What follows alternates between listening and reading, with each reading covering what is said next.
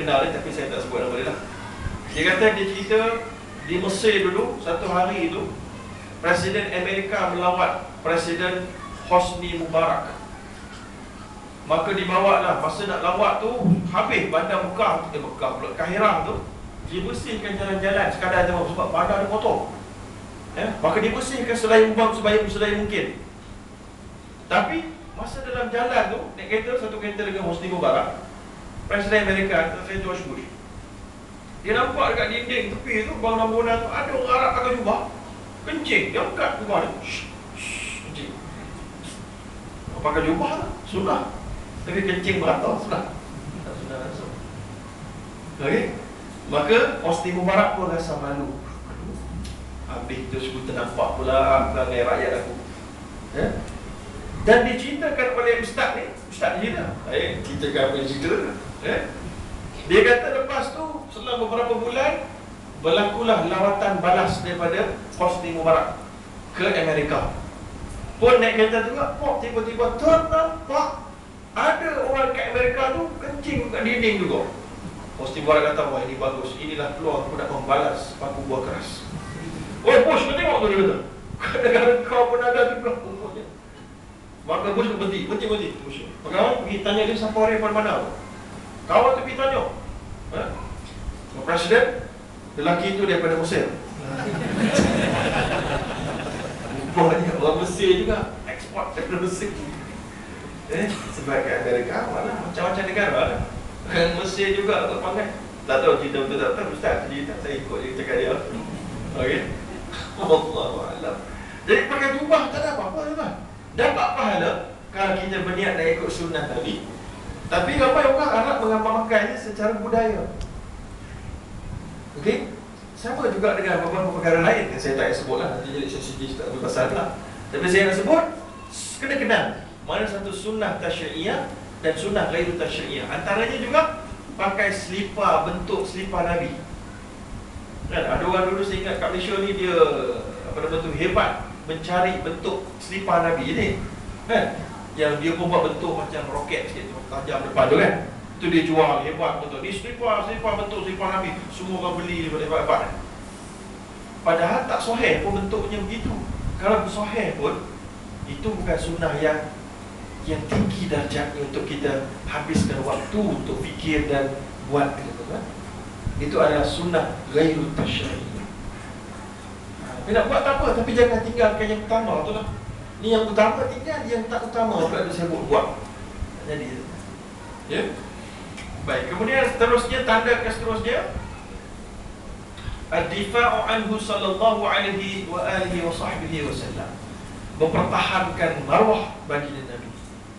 So, jadi ada orang saja yang melekehkan Nabi dari sudut sirahnya, kita cuba study dan jelaskan dalam kelompok kita paling kurang. Tak betul apa yang dia cakap ni. Tak betul, Nabi bukan kaki playboy. Nabi cakap hadis ni kita terangkan. Orang mempertikaikan apa yang Nabi bawa dari sudut hukum, dari sudut macam-macam, kita jelaskan, buat kajian. Maka keinginan kita untuk membuat kajian itu adalah satu kekasih kita pada Nabi. Contoh mudah, tuan. Contoh ada minat satu orang artis, tuan. Ada gosip tu, sibuk cari kat Google. Gosip lah, best kan? Cari itu. Cari tu habis masa membaca satu demi satu. Minat nak tahu tu menyebabkan habis masa berjam-jam mencari.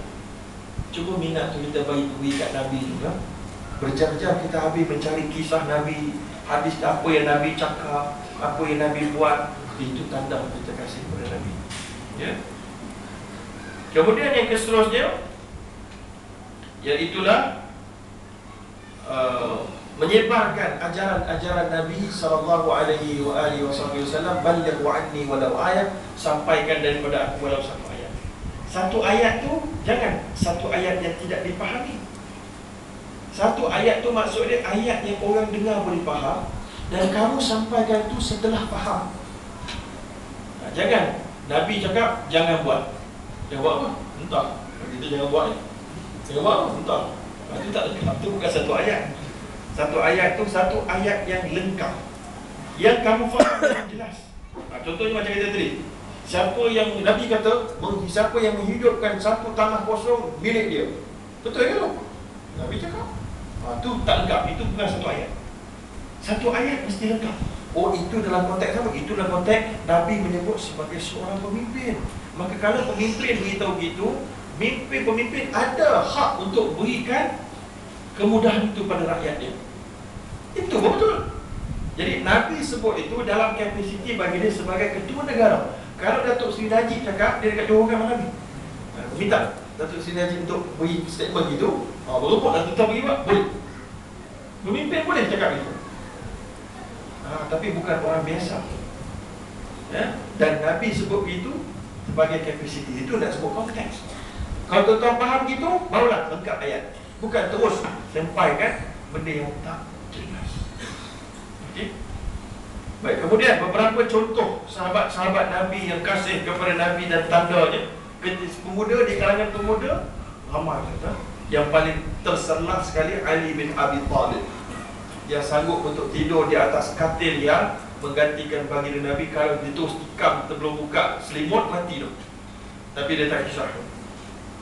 Ya, di kalangan lelaki dewasa pula, ya. Sebagaimana Ali bin Abi Thalib lepas tu ditanya, adakah kamu tak takut duduk di situ? Maka Ali kata, kana wallahi ahabbu ilaina min amwalina. Sesungguhnya Rasulullah ini lebih kami kasih daripada min amwalina, daripada harta kami, wa auladina, daripada anak kami, wa abaina, daripada nenek moyang dan bapa kami, wa ummahatina, dan daripada ibu-ibu kami, wa minal ma'il barid ala dhama, dan daripada air sejuk bagi orang yang haus. Orang dahaga bagi air sejuk, sedap tu kan. Saya suka sangat air sejuk tengah-tengah dahaga. Contohnya tengah buat umrah bulan Ramadan, tengok air Zam-Zam dia sejuknya. Saya nak hirup terus, kan? Tapi tengah buka tu tak apa pula lah, masa sebelum buka tu punya, itu dia. Kemudian daripada kalangan lelaki ramai. Antaranya seorang sahabat bernama Zaid bin Dathana. Dia ditangkap oleh tentera, dia ditangkap oleh pembesar kafir Quraisy. Masa tu Abu Sufyan bin Harb belum Islam.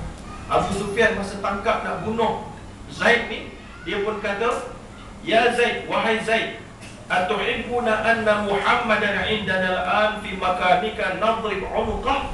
Kamu suka tak kalau kau tukar pada sekali dia tengah peningkat tu, nak kena pancung ni? Sebelum pancung tu dia, Abu Sufyan tanya, kau suka tak kalau tempat kau ni aku tukar dengan Muhammad? Muhammad kata pada kau, aku boleh pancung dia terus depan kau. Kau dekat rumah, macam Muhammad kat rumah sekarang ni, kau dekat rumah tukar. Macam mana? Zaid pun kata, dia pun kata, wallahi ma ahabbu anna Muhammadan al-an fi makan. Wallahi demi Allah, aku tak suka sama sekali kalau tiba-tiba Nabi Muhammad berada di tempat aku sekarang ni. Ya. Dan walaupun apa sikit pun duri yang kena dengan dia, aku tak suka. Ya. Dalam keadaan aku wa inni jalisun fi ahli, dalam keadaan aku duduk bersama-sama dengan ahli keluargaku, Nabi kena duri, aku tak suka. Tak suka. Dia tak sedang duduk. Kalau diketahui Nabi sedang dikena sesuatu, dia duduk di rumah berehat.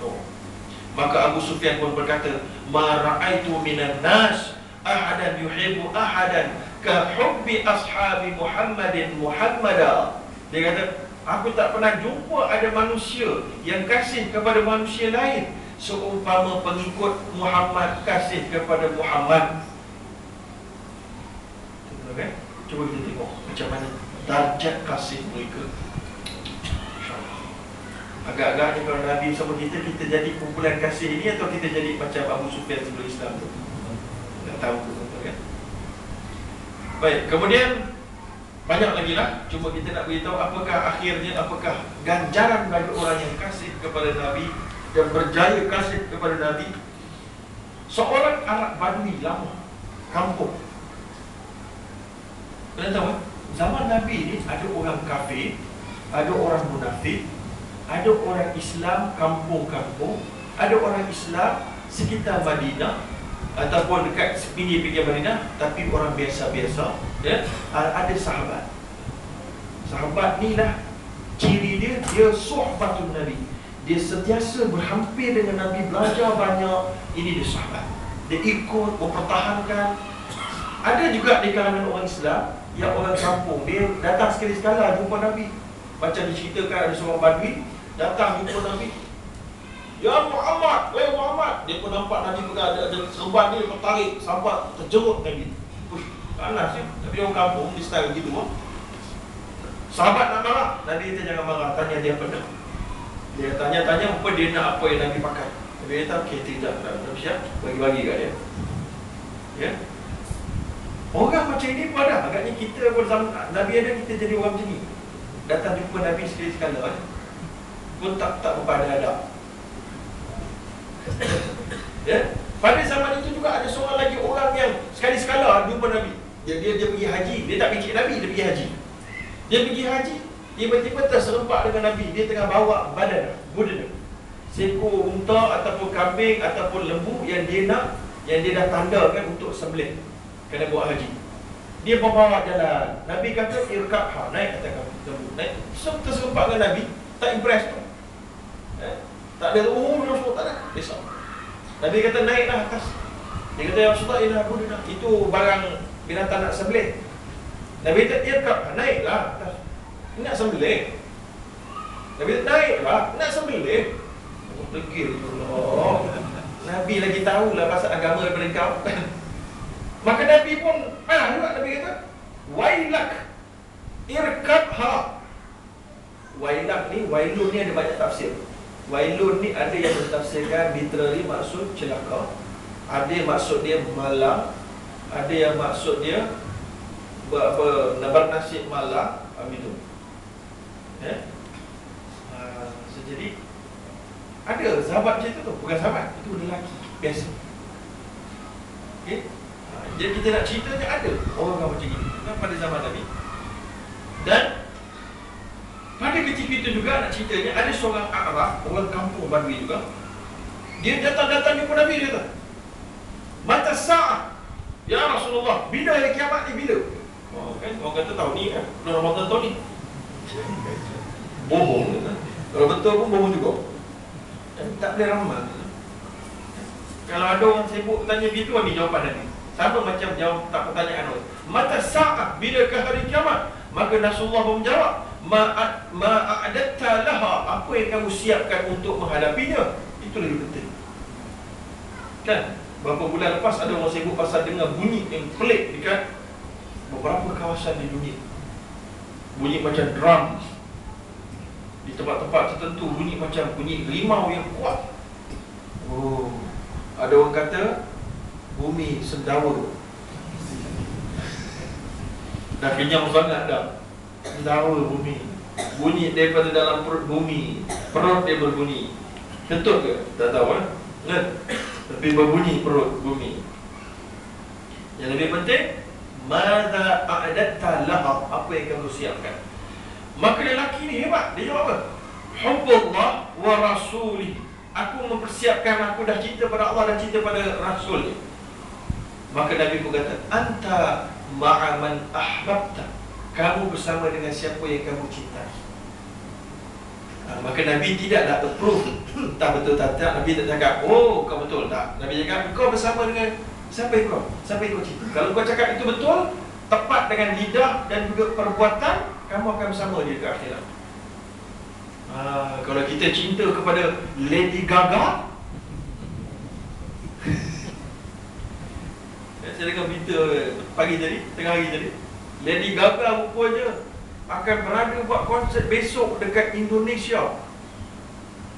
Tiket dijual bermula pukul 10 pagi, tapi pukul 12 malam dah ada orang tunggu nak beli tiket. Oi, Indonesia. Malaysia berapa kurang ni? Ada gitu tu.